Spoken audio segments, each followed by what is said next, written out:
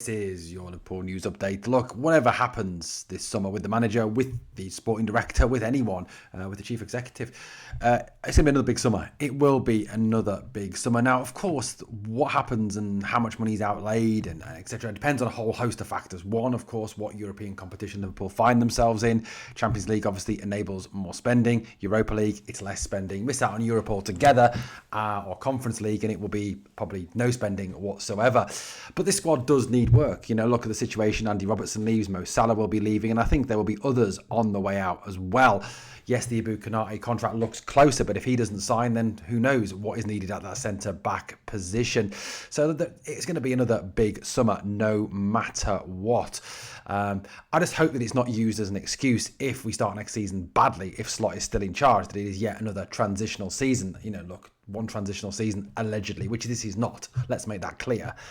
It is too many for this club. We don't do that. This is not the way Liverpool Football Club works. Once you win a league, you should then be building on that and winning another one, or at least challenging to win that league.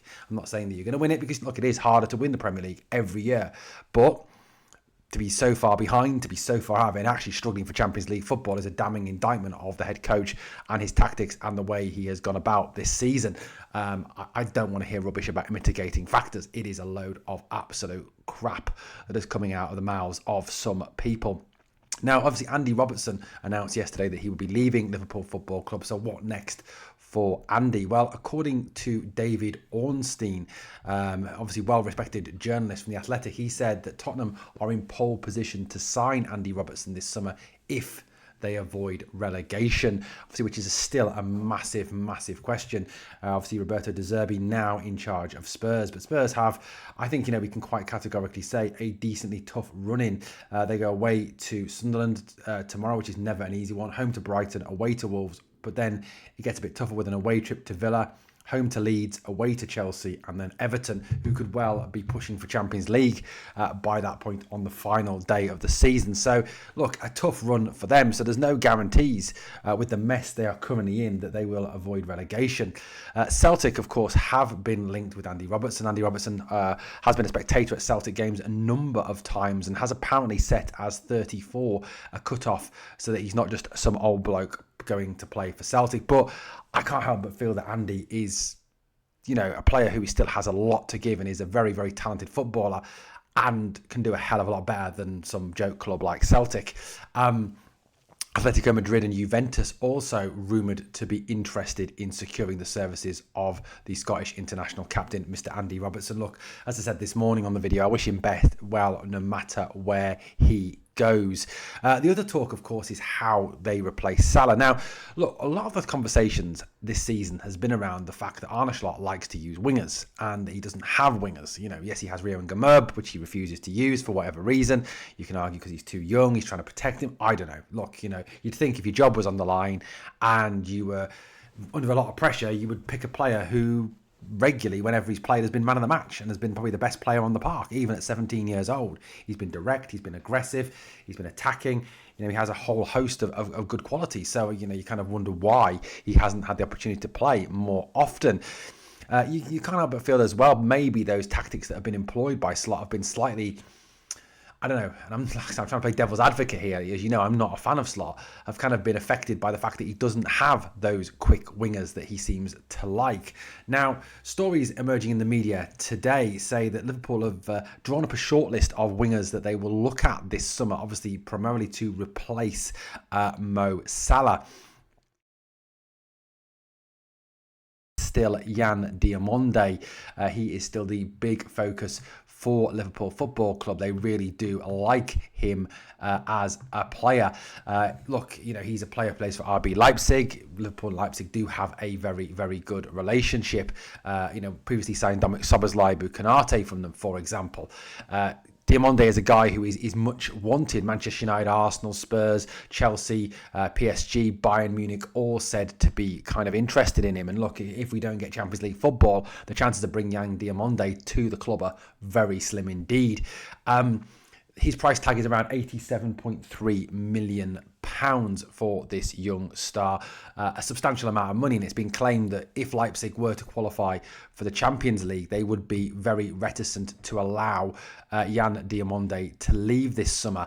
So that one could, of course, fall by the wayside. Anthony Gordon is again a name that has been linked with a move to the club. Again, a name that would divide the fan base. Again, a price tag being put on him of around 100 million, which I think is ridiculous for him. Yes, he's a decent player, but certainly not a £100 million player. So I think that one would become slightly unrealistic. Bradley Barcola, the Paris Saint-Germain winger, another one who obviously he didn't play the other night against us, thank goodness, has again been linked with a move to Liverpool. Another player who is exceptionally young, impressive, attacking player, has pace, has skill. His finishing does let him down from time to time, though. So that is one downside to Barcola. But again, that is another name that has come back up in this list. Another player on the list, Yankuba Minte of Brighton. This is a player who has worked previously with Slot Feyenoord. Again, fast, quick, tricky. We saw against us that he does have a slightly dodgy temperament at times, but has Premier League experience. So as a player that if you signed him, it wouldn't need to be a player that needs time to bed in. He is a player who has got that Premier League experience. Has done reasonably well this year, 27 games, 2 goals, 4 assists in the league for Brighton. A name that's been very popular recently is Francisco Conceição, who is the Juventus winger, another one who has been linked with a possible move away from Juve. He's only 23 years old. Now, Juve are not particularly desiring to sell him. They do want to hang on to him.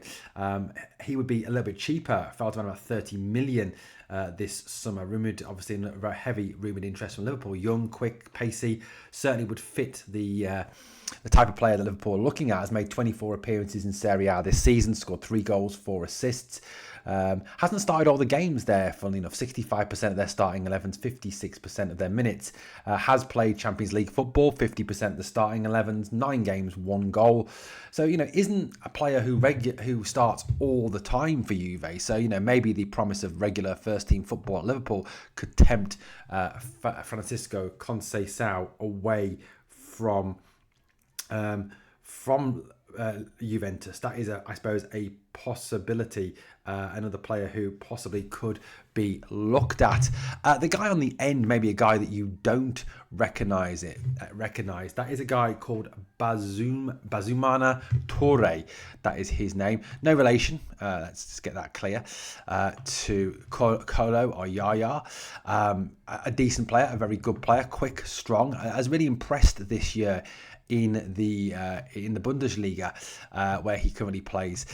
Ivory Coast international, thought to be valued around about €35 million, about £30 million. Like I said, is currently with TSG Hoffenheim. A left winger, can also play right wing as well. A number of different positions, 24 appearances, 2 goals, 11 assists this year in the Bundesliga. His assists number is what makes him stand out, and he is exceptionally young at only 20 years old. So, a pretty comprehensive shortlist according to reports. And again, these are just according to reports.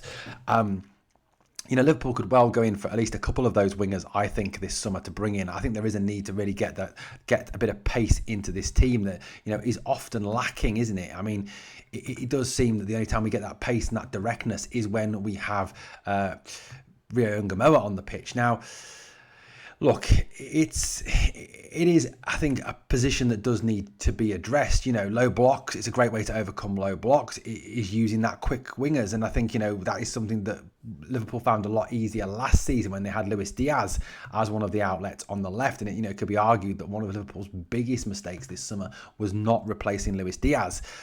These are all names that perhaps should have been looked at last summer as possibles. But again, they're coming up as possibilities for Liverpool going into this new season when it finally comes. And obviously this summer will be, I think, very, very big in terms of replacing players who are leaving. But look, no matter which of those players you look at, whoever it is, Gordon, Diomande, Barcola, Minte, Conceição, Toure, none of them realistically replace Mo Salah. Salah is a one-off. he is irreplaceable. You know, you're not going to get someone of that thing. I think Michael Elise would be the closest to that, but I think that looks increasingly unrealistic for Liverpool going into the summer. But look, it is what it is, guys. We've obviously got to look at this. Some interesting names. Let me know your favourite from those names. Who do you like? Who do you think could come in and make a difference for the club next season? Well, obviously, if you've enjoyed the content, please like, comment, share, and subscribe to the channel. Thank you for watching the Anfield Review Pod. I'll catch you very, very soon.